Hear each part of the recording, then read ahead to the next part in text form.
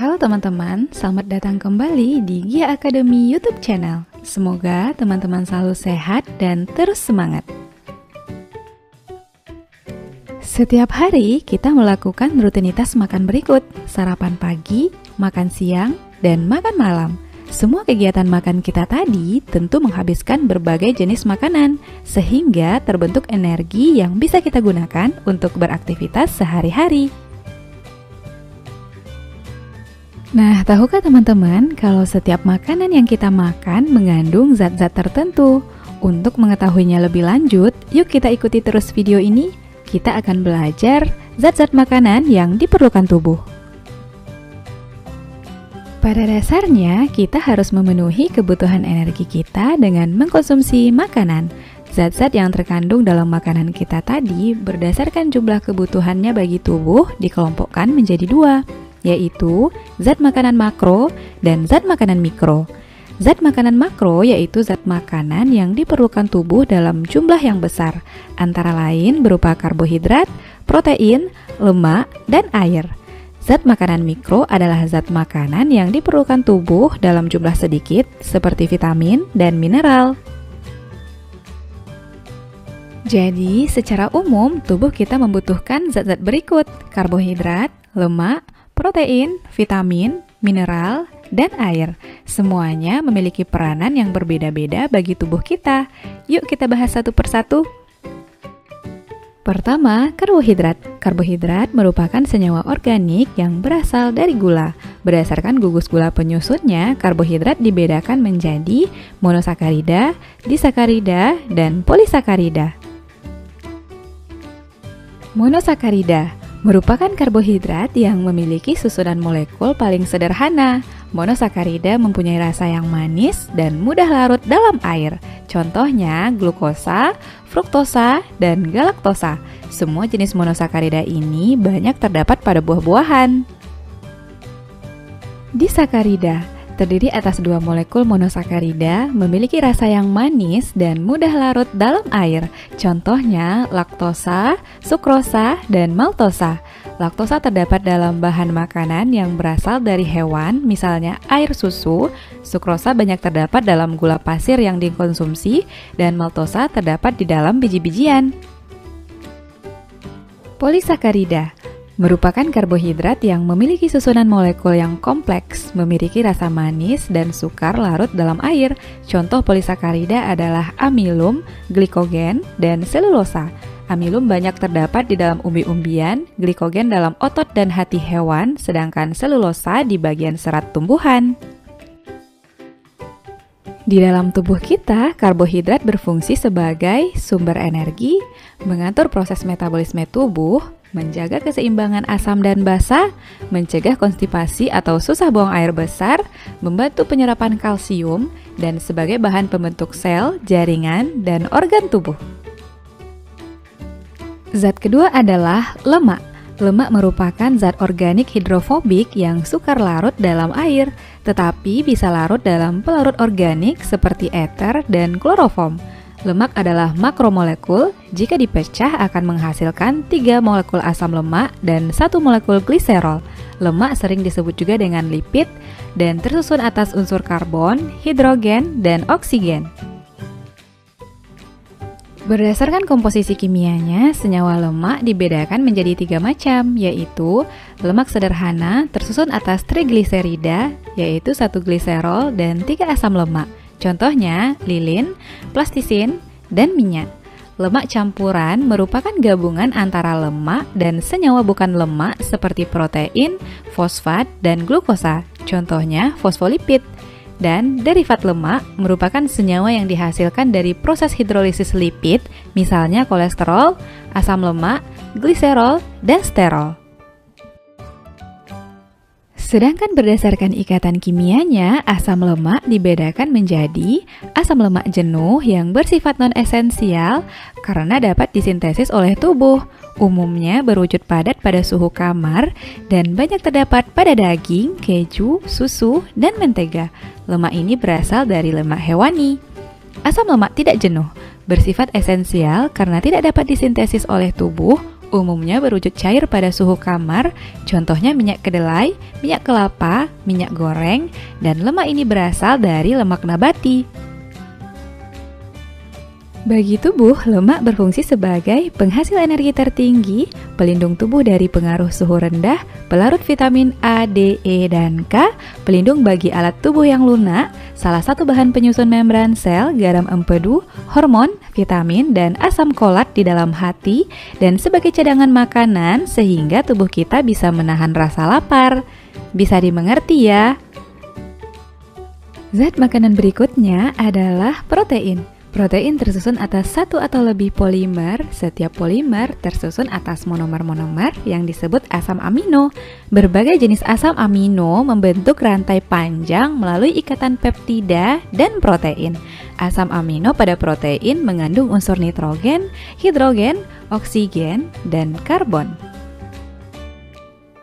Asam amino dapat dibedakan menjadi 3 golongan, yaitu asam amino esensial, merupakan asam amino yang tidak dapat disintesis tubuh, jadi diperoleh dari luar tubuh melalui makanan. Contohnya lisin, leusin, isoleusin, metonin, treonin, dan valin. Berikutnya, asam amino semi-esensial, hanya dapat dibentuk oleh tubuh dalam kondisi tertentu, sehingga asam amino ini dapat menghemat pemakaian asam amino esensial. Contohnya arginin, histidin, titrosin, sistin, glisin, dan serin. Terakhir, asam amino non-esensial dapat disintesis oleh tubuh dengan bahan baku asam amino lainnya, misalnya asam glutamat, asam aspartat, glutamin, prolin, dan alanin. Berdasarkan fungsinya dalam aktivitas sel, protein dibedakan menjadi protein struktural, merupakan protein yang berfungsi membentuk struktur sel, misalnya protein perifer, dan protein integral yang menyusun membran sel. Protein fungsional adalah protein yang berperan melakukan fungsi-fungsi tertentu dalam sel, misalnya homeostatis, imunitas, metabolisme, dan transport zat. Protein fungsional dapat berupa enzim dan hormon. Bahan makanan yang banyak mengandung protein dapat digolongkan menjadi 2 macam, yaitu protein hewani, merupakan protein yang diperoleh dari hewan seperti telur, ikan, dan daging, dan protein nabati, protein yang diperoleh dari tumbuhan seperti tempe, tahu, kacang hijau, kacang kedelai, dan sayuran. Protein memiliki fungsi-fungsi berikut: menyediakan energi bagi tubuh, memperbaiki dan memelihara jaringan tubuh, menyintesis zat-zat penting seperti hormon, enzim, antibodi, dan kromosom, mendorong pertumbuhan, pembangunan, dan pemeliharaan struktur tubuh, menyeimbangkan cairan di dalam tubuh, dan berperan dalam sistem buffer atau penyangga pH yang efektif. Oke teman-teman, sampai di sini berarti kita sudah membahas 3 bentuk zat-zat dalam makanan, karbohidrat, lemak, dan protein. Yuk kita lanjut ke zat berikutnya. Vitamin merupakan senyawa organik yang diperlukan tubuh untuk memperlancar metabolisme, namun tidak berfungsi menghasilkan energi. Vitamin diperlukan tubuh dalam jumlah yang sedikit, namun perannya tidak bisa digantikan oleh zat lain. Kekurangan vitamin di dalam tubuh kita disebut dengan avitaminosis. Nah teman-teman, inilah jenis vitamin secara umum. Vitamin A, B, C, D, E, dan vitamin K. Semua jenis vitamin tadi dapat dikelompokkan menjadi vitamin yang larut dalam air dan vitamin yang larut di dalam lemak. Vitamin yang larut di dalam air terdiri dari vitamin B1 banyak terdapat di hati, daging, dan biji-bijian. Vitamin ini berfungsi untuk proses metabolisme karbohidrat. Selanjutnya, vitamin B2, B3, B6, B12, dan vitamin C yang banyak terdapat di dalam jeruk, tomat, kentang, dan sayur. Vitamin ini berperan penting dalam pembentukan tulang. Sedangkan vitamin yang larut dalam lemak berupa vitamin A A yang terdapat dalam buah, sayur, susu, dan hati yang berguna untuk kesehatan kulit dan mata. Vitamin D banyak terdapat dalam susu, minyak ikan, dan telur yang berperan penting dalam penyerapan kalsium. Vitamin E terdapat di dalam daging, sayur, dan biji-bijian berfungsi untuk memelihara kesehatan sel darah merah. Dan vitamin K yang ada pada semua sayuran hijau mendorong produksi aglutinogen pada darah untuk proses pengumpalan darah. Zat makanan berikutnya adalah mineral. Mineral merupakan substansi anorganik yang biasanya ditemukan dalam bentuk ion. Mineral tidak mengalami proses pencernaan karena mineral bersifat mudah larut dalam air sehingga mudah diserap oleh concat usus halus. Mineral dibutuhkan oleh tubuh dalam jumlah yang sedikit, namun jika tubuh kekurangan garam mineral tertentu dapat mengakibatkan penyakit defisiensi. Inilah bentuk-bentuk mineral yang terkandung dalam berbagai makanan. Dan berikut jenis-jenis mineral, sumber, dan fungsinya. Kalsium, fosfor, sulfur, kalium, natrium, magnesium, besi, seng, tembaga, dan mangan.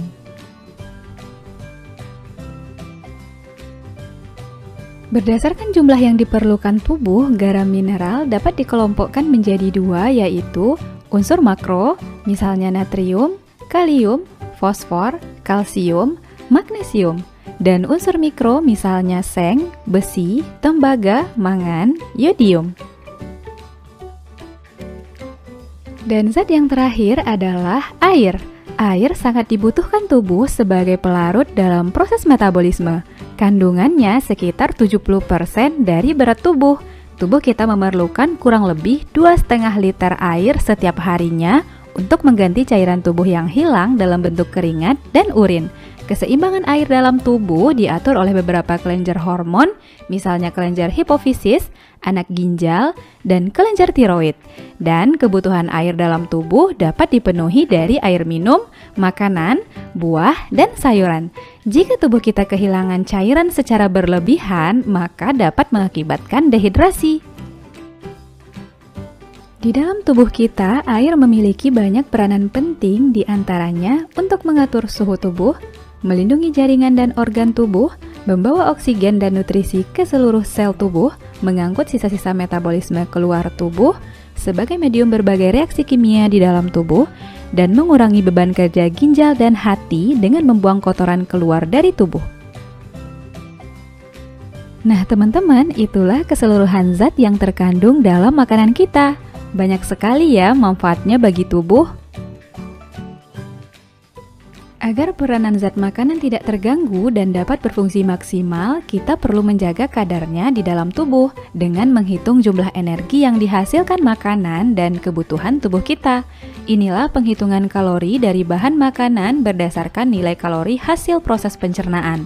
Lemak 9,3 kilokalori per gram, karbohidrat 4,1 kilokalori per gram, dan protein juga 4,1 kilokalori per gram. Kalori juga dapat dihitung berdasarkan berat makanan dan kandungan zat gizinya. Selain menghitung kalori, kita juga dapat menjaga pola makan dengan menu makanan seimbang. Menu makanan seimbang adalah menu makanan yang terdiri atas beraneka ragam makanan dalam jumlah dan proporsi yang sesuai, sehingga memenuhi kebutuhan gizi kita untuk pemeliharaan dan perbaikan sel-sel tubuh dalam proses kehidupan dan perkembangan. Jadi, makanan kita perlu mengandung 6 unsur zat tadi sesuai kadarnya ya. Kecukupan energi setiap orang dapat diketahui dengan menghitung nilai BMI dan BMR. BMI atau Body Mass Index merupakan salah satu cara untuk mencapai kesetimbangan energi dengan memperhatikan berat dan tinggi badan dengan rumus berikut. Berat badan dalam kilogram dibagi nilai kuadrat tinggi badan dalam satuan meter. Nah, setelah mendapat nilai BMI, kita dapat mengetahui golongan berat badan kita berdasarkan tabel berikut. Kemudian BMR atau Basal Metabolic Rate merupakan kebutuhan minimal energi untuk melakukan proses tubuh vital, meliputi mempertahankan tonus otot, sistem peredaran darah, pernafasan, metabolisme sel, dan mempertahankan suhu tubuh. Faktor-faktor yang mempengaruhi BMR antara lain jenis kelamin, umur, berat badan, komposisi tubuh, tingkat kesehatan, suhu lingkungan, suhu tubuh, aktivitas, sekresi hormon, dan status gizi.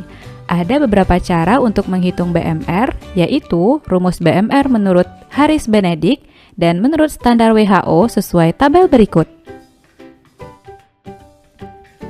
Nah, agar teman-teman lebih paham, mari kita coba selesaikan contoh soal berikut. Soal pertama, terdapat beberapa jenis makanan, kita diminta mengurutkan makanan yang menghasilkan energi terbesar. Untuk menjawabnya, kita perlu tahu kandungan kalori yang dihasilkan oleh makanan-makanan tersebut. Nasi merupakan karbohidrat, kandungan kalorinya 4,1 kilokalori per gram. Keju mengandung lemak dengan kalori 9,3 kilokalori per gram. Roti adalah karbohidrat, 4,1 kilokalori per gram. Tempe mengandung protein 4,1 kilokalori per gram. Kuning telur banyak mengandung lemak dengan kalori 9,3 kilokalori per gram dan tahu mengandung protein 4,1 kilokalori per gram. Jadi, makanan dengan energi terbesar adalah keju dan kuning telur. Jawabannya C, 2 dan 5. Soal kedua, diberikan beberapa fungsi mineral, kita diminta menentukan pernyataan yang merupakan fungsi natrium. Sebelumnya, kita sudah membahas beragam fungsi unsur mineral, dan natrium yang dihasilkan garam memiliki fungsi-fungsi berikut: menjaga keseimbangan asam dan basa darah, memelihara keseimbangan cairan dalam tubuh, dan mengatur transmisi rangsangan pada sistem saraf. Jadi, fungsi natrium ditunjukkan oleh nomor 2, 4, dan 5. Jawabannya D. Soal ketiga, diberikan data fisik dan aktivitas Nuri, kita diminta menentukan jumlah energi yang diperlukan Nuri dalam sehari. Untuk menghitungnya, kita perlu tentukan nilai BMR Nuri sebagai perempuan yang berumur 16 tahun berdasarkan tabel menurut Harris Benedict. BMR sama dengan 655 ditambah 9,6 dikali berat badan, ditambah 1,8 kali tinggi badan, dan dikurang 4,7 kali umur. Kita masukkan berat badan Nuri yaitu 58 kg, tinggi 165 cm, dan umur 16 tahun sehingga diperoleh BMR 1433,6 kilokalori. Untuk menghitung energi, kita kalikan BMR dengan pengali kalori berdasarkan aktivitas. Karena Nuri beraktivitas sedang, maka 1433,6 kilokalori kita kali 1,7. Jadi energi yang dibutuhkan Nuri sehari adalah 2437,12 kilokalori. Jawabannya C. Oke teman-teman, berarti di video kali ini kita sudah membahas zat-zat yang terkandung dalam makanan kita.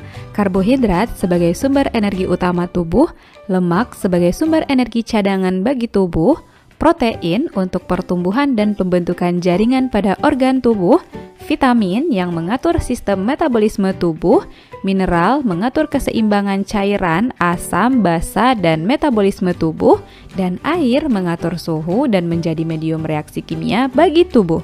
Bisa dipahami ya? Demikianlah pembahasan kita tentang zat-zat makanan yang diperlukan tubuh. Jangan lupa tonton terus video-video terbaru di channel kita ya. Sampai jumpa di video berikutnya.